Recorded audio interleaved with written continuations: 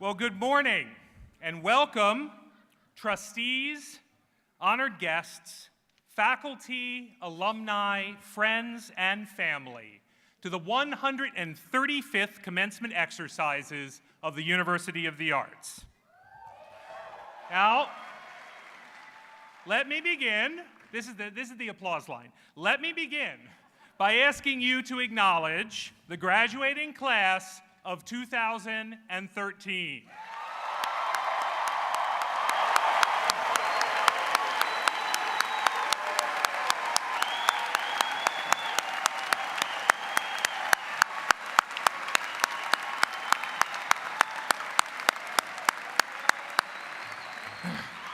Now, class of 2013, we are going to have many, many opportunities to cheer for you this morning.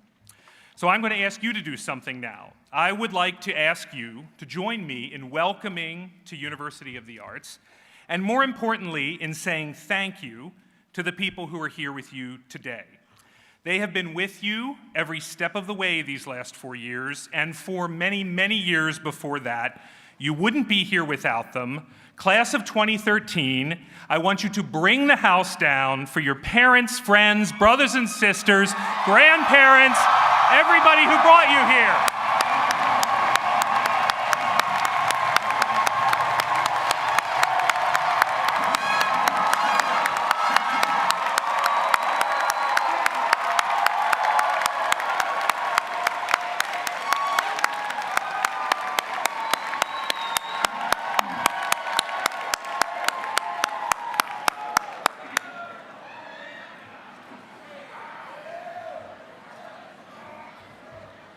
I hope that was just getting warmed up. Now, for the last 5 years, I've been charged with opening these commencement exercises. Now, my task seems simple: welcome graduates and guests and offer a few words of wisdom. Wisdom. What can I tell you? For the last few years, you have worked 16, even 20-hour days. You have broken bones and torn ligaments. You have had close encounters with bandsaws and blowtorches. You have run lines until the words don't mean anything anymore. And you have stared at blank screens for hours on end, praying an idea will hit you. You have gone deep inside yourselves. You have shared more than you ever imagined you had to share. And then you have had to listen patiently as teachers and colleagues and audiences misunderstood you, or misinterpreted, or maybe understood you too well, and sent you back to try again and again and again. And you know what is most incredible? And if I didn't know you better, I would say crazy, not incredible. What's most incredible is that you actually stand here today with your bruises and your scars, asking for permission to go out into the world and to keep right on doing that.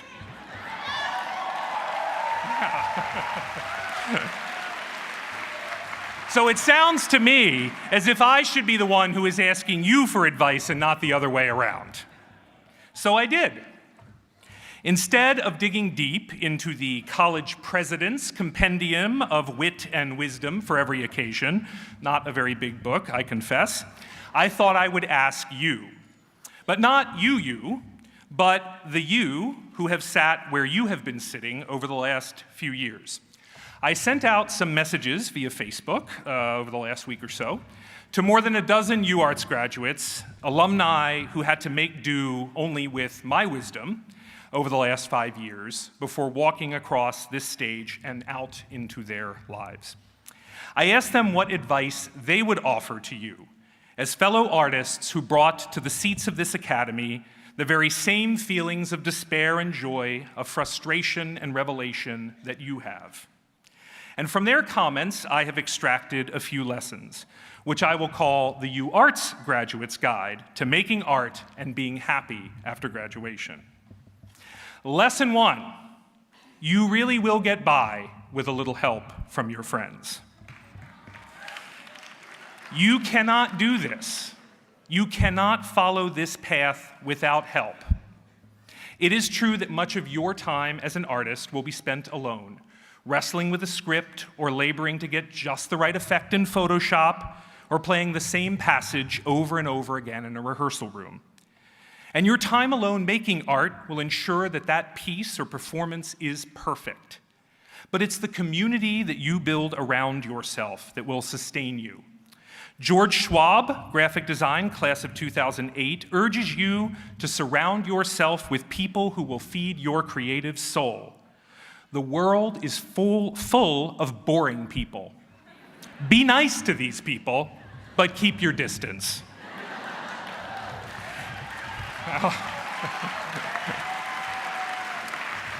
Some of the people who feed your creativity are already in your life. They're your fellow graduates who are sitting with you today. Always appreciate and rely on the relationships you've made with your fellow students and faculty at UArts, says A.J. Luca, Instrumental Performance 2011. They were your first creative community, after all. They knew you when neither you nor they knew the first thing about modes or Illustrator or color theory. Trust them. They've got your back. Lesson 2, be generous. Champion the underdog, says Sebastian Brauer, Industrial Design, class of 2010, because at some point in your life, you will be on the other side of advantage. But don't give only because you fear the turn of the karmic wheel. Give because the creative impulse is, before anything else, an impulse to generosity. You may not make for yourself, but to add something you don't only make for yourself, you make to add something meaningful to a world overflowing with meaninglessness. Giving is the essence of art making. Hoarding, withholding, secreting away, these impulses destroy creativity and creative community. Lesson 3, be courageous. Well, mission accomplished. You made it to this day after all, and that required plenty of courage. But the first year out is the hardest, says Dan Fischel, Illustration, class of 2009. Your career might not get off the ground right away. Dan says his didn't, and he admits it's frightening. Success will come right away for some, while for others it is a slow, gradual climb. Megan Wellman, Vocal Performance 2010, reminds you that what will carry you through are perseverance, courage, and the knowledge that you chose this path for a reason. You chose this path because you loved making things. You chose it because you were spending every waking hour thinking about getting to the studio to put the sounds and images running through your head into space and onto paper. You chose it because you couldn't imagine not choosing it, but still, you chose it, as Megan says. You didn't have to. In fact, there were probably a lot of people around you who advised against it. And there are going to be plenty more who are going to say exactly the same thing in the months and years ahead. You will have to choose this path again and again, every day. And to do that takes courage. The sort of courage you demonstrated when you chose UArts, when you defended your work at Crits, when you performed on the Merriam stage for the first time. Lesson 4. Lesson 4. Compromise without compromising yourself. Really? Aren't you supposed to pursue your vision with single-minded passion? Isn't that what got you here today? Bin Huang, Museum Studies 2012, is working as an exhibition designer in Los Angeles. He reminds you of the tension between satisfying clients and satisfying your own creative goals. You gotta be willing to compromise, he says, sometimes on small things, sometimes even on the big picture. Now, Bin's talking about designers and clients, but his insight is relevant whatever your field. This is a very long road that you've started on. And it's a road without clear signposts or even a definite destination. The real objective is to keep moving. Sometimes unyielding commitment to your goal is what's needed. Other times, compromise is the choice that keeps you moving forward. Lesson 5, sometimes the way, there's only 35 lessons. Oh. Lesson 5, sometimes the way to move forward is to step to the side, to choose an unobvious path. Dan Delaney, Multimedia 2008, started making video webisodes after graduation. Now he's making brisket in Brooklyn. He reminds you that the principles you learned in school can be applied in many ways and take you on paths you might not have expected to travel. That's okay, he says. Don't be afraid to take those paths. They can lead to great places. Sometimes the right choice is the one that seems to take you away from what you've been aiming for. But how do you know that's the right choice? How can you be sure you're not just running away from something else? What if you fail and you can't get back on the road you started on? First, there are no right and wrong choices, only consequences. And all choices have consequences, good and bad. The important question for you is, do the possible outcomes thrill you? Even if they frighten you, do you feel the inexorable push of compulsion, as you did when you were weighing your college options and kept coming back to that envelope labeled UArts? If so, take the fork in the road. And finally, and perhaps most important, lesson 6, invent your own future.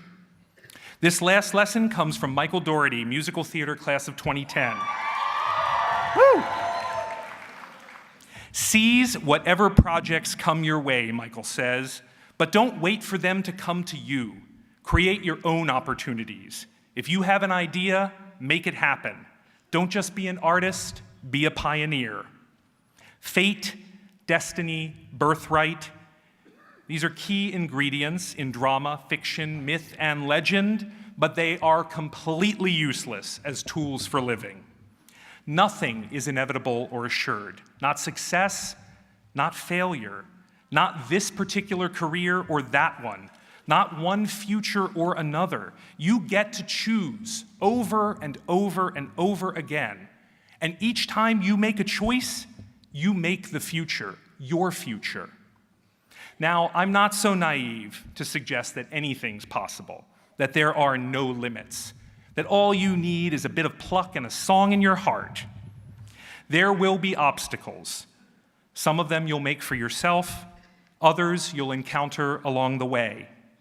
Some will be inconquerable. What matters is what you do when you run into them. Those are the choices you make. That is you shaping your future. Do it with courage, with generosity, surrounded by friends, alert to the opportunities that lie just out of view, with humility and an openness to compromise. Choose. Choose your future as you chose these last few years.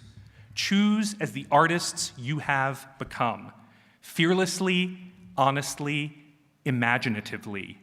Choose every day to create art, to create knowledge and understanding, to create yourself. That's the wisdom that I leave with you. The wisdom of Michael and Dan and Ben and Megan and Dan and AJ and Sebastian. It's the wisdom of all those who sat in those seats before you, who went out into the world as you will today, who are out there right now, ready to welcome you into the limitless expanse of the future, your future. Now go out there and make it. Thank you and congratulations.